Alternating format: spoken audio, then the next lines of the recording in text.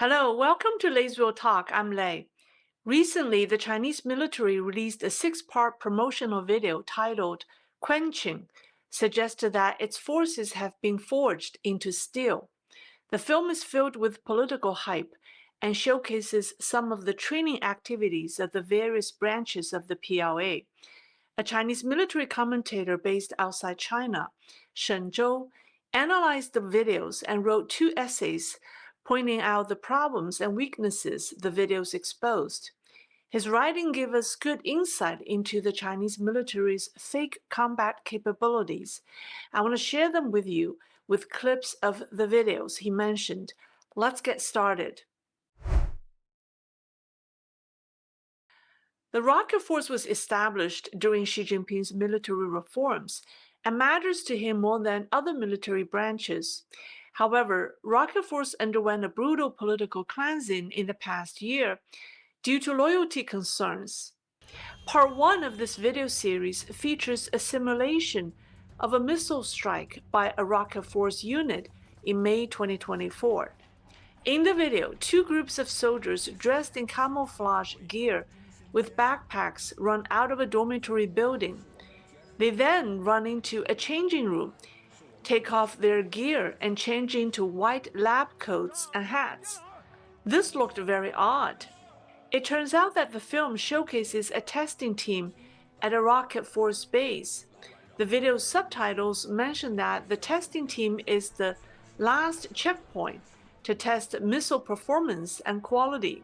It's unclear whether every missile at the Rocket Force bases must undergo such tests before being deployed.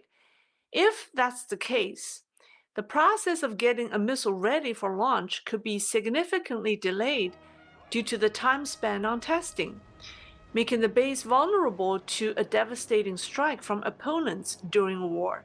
The film's focus on missile testing is likely an attempt to show people that the Rocket Force's missiles undergo vigorous checks before launching. However, it ends up having the opposite effect, revealing the PLA's lack of confidence. The narration, "The missiles obey me and I obey the party," sounds comical. It almost suggests that the Chinese leader isn't confident if the Rocket Force or the missiles would obey him. The propaganda film features an 18-year-old Tajik soldier who was injured during training but stayed on the front line. The film claims that he repeatedly requested and was finally allowed to stay. But such a decision was irresponsible. Mr. Shen said that leaving a wounded soldier on the front line is unprofessional. The wounded soldier will face greater danger and become a burden to his unit. The video also mentions the name of a fallen soldier, Chen Xiangrong, who was idolized by the Tajik soldier. 看到18岁的战士冲在一线，为保家卫国英勇牺牲，我也18岁，我也应该像他那样冲在一线。说着说着，我把自己都弄哭了。那是我第一次在那儿哭。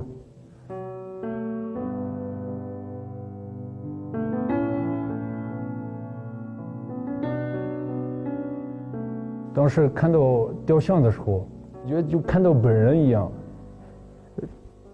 就过去我摸了一下他的脸，然后我就说，我来到这儿，我一定会好好干好工作，请你放心。In June 2020, Chinese and Indian troops clashed in the Kaowan Valley, and the 19-year-old Chen Xiangrong was killed. The Chinese military suffered greater losses in this conflict, but has covered it up. Chen was from the coastal province of Fujian, but was sent to the Tibetan Plateau on the Sino-Indian border. He was not acclimated to the environment. In the hand-to-hand combat with the Indian army, the Chinese soldiers had a physical fitness disadvantage and suffered a great loss. Why didn't the Xinjiang military region send soldiers from Tibet to the borders?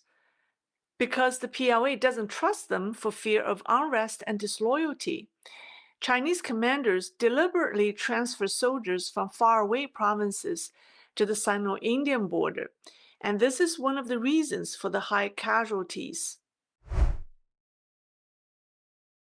Part 2 of the series is titled, Develop Elite Troops with a Combat-Ready Mindset. Within 30 seconds, the voiceover says something very philosophical. 全球地缘冲突不断，各地区内部冲突错综复杂，随时容易引发新的危机。准备打，才可能不必打。越不能打，越可能挨打。 The CCP has been preparing for an offensive operation against Taiwan, but the above statement advocates deterring the opponent and preventing a possible war. So is the CCP now preparing for defense? Has the Chinese military admitted that it cannot fight?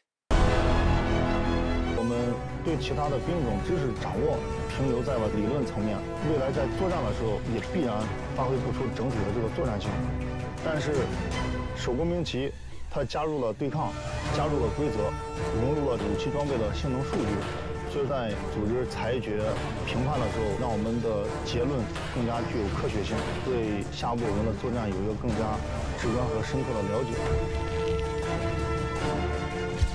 今天，兵棋推演已延伸至连排班一级，进入一线作战单元，就是让每一名战斗员更加直观感受战场的不确定性，学会如何打赢班长的战争。2班反战组打击敌不战车。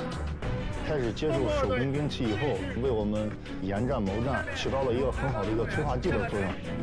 无人机组起飞无人机高度100米，对 B-209建筑物实侦查完毕。 The PLA has admitted more than once that it lacks multi-service joint combat command personnel. This video admits the PLA's weaknesses. The voiceover says, if our knowledge of other military branches is limited at the theoretical level, we will fail to exert our overall combat performance in future operations.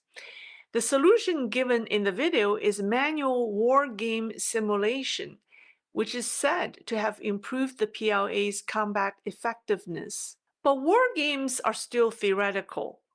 The last time the Chinese military fought in actual combat was the Sino-Vietnamese War in 1979. Shen said that the Chinese military has no experience in modern warfare and even lacks the basic concepts. Its military exercises around Taiwan are more bluffing than substance. In the second episode of Quenching, a pilot named Zhang Zhanfang describes his experience of contact with a foreign aircraft. He said the foreign aircraft was flying at a low altitude and approaching territorial waters, and Chinese fighter jets were dispatched to intercept it.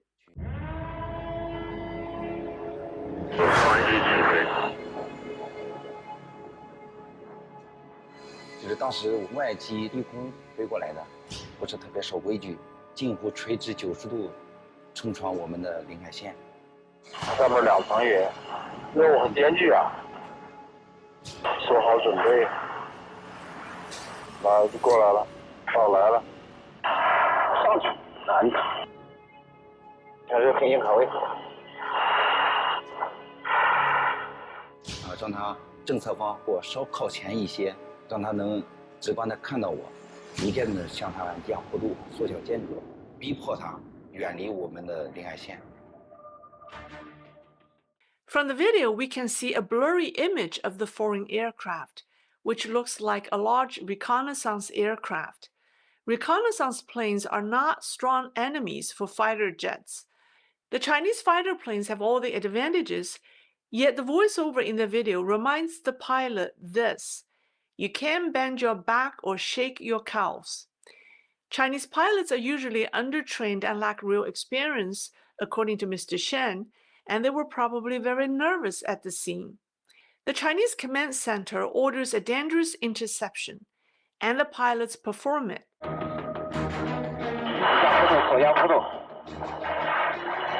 发生问题。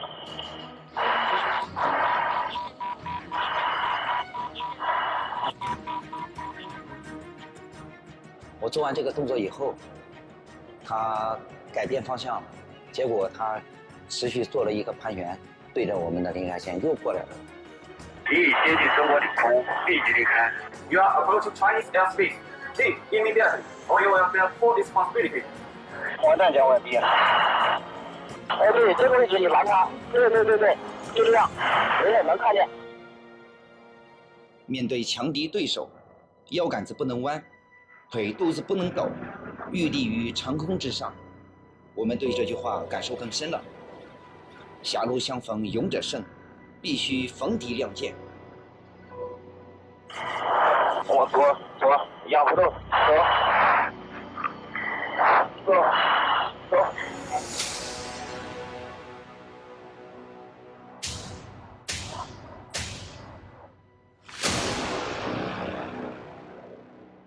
在那个时候，没有其他任何想法，只有一个念头，就是要把他赶出去。假如战斗打响，如何用对手之盾磨砺制胜之矛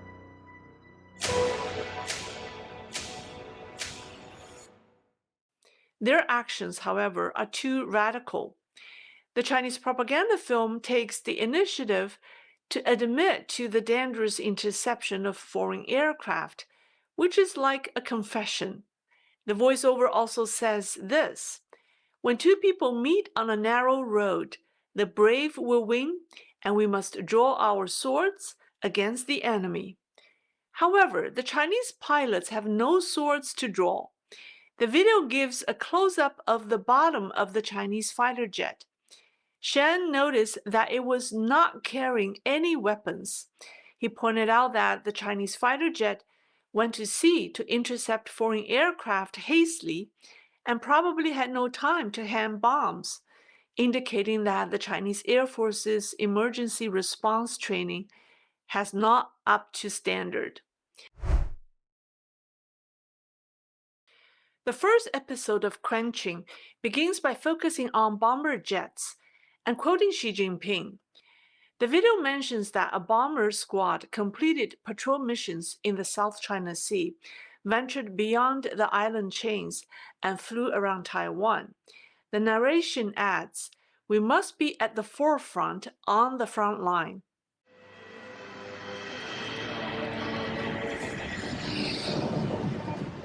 习主席视察我们部队时，叮嘱我们：搏击长空7项法，飞行万里不迷航。这些年，我们的航迹跨过万里长空，飞得越远，感觉祖国离自己的心越近。作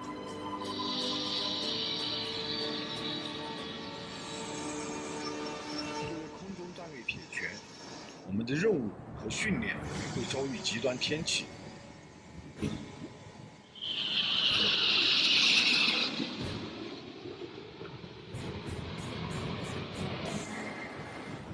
121，请示下降高度。会直面强敌的挑衅，也会经历生死的考验。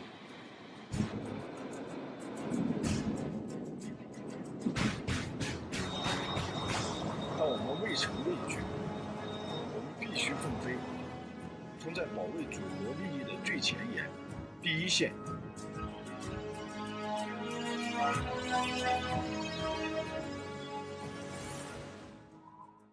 Mr. Shen said that the Chinese H-6 bomber in fact cannot fly 5,000 kilometers. To extend its range, the aircraft's belly bomb bay is replaced with fuel tanks, and this extends its range to 3,500 kilometers. But still, there's a problem. There isn't sufficient fighter jet protection for the bombers. During World War II, due to fighter planes' range limitations, U.S. bombers, German bombers, and others often conducted long-range bombing missions without fighter plane escorts. But since the U.S. developed aerial refueling capabilities, the bombers are now able to be escorted by fighter jets. China's H-6 bombers have ventured beyond the first island chain several times, entering the Pacific Ocean and the Sea of Japan, and they have flown around to Taiwan's eastern waters. However, due to a lack of refueling planes, the range of Chinese fighter jets is limited, and so the H-6 often flies without fighter escorts. Shen said that the Chinese bombers can aim to be at the forefront, but they face significant risk of being shot down by any opponent's fighter jets or anti-aircraft missiles in real combat. This is the first batch of clips coming from the promotional videos. In the next one, I will share with you video analysis about the Chinese Navy and its carriers, submarines, and destroyers, as well as PLA's amphibious landing exercises. The original article of Mr. Shen and PLA's video links are in the description. Please like, subscribe, and stay tuned for more. And I thank you. See you next time.